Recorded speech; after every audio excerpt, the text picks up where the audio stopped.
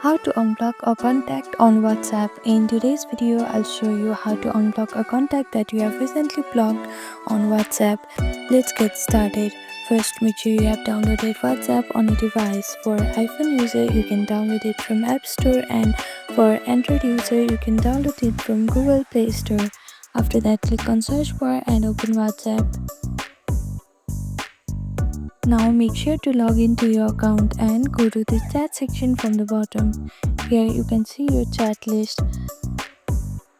If you have recently blocked someone, you can see their name on the chat list, and if you simply click on the chat, it will open this page. Here on the bottom you can see two different options. If you want to delete this chat or want to unblock them, simply click on this unblock option.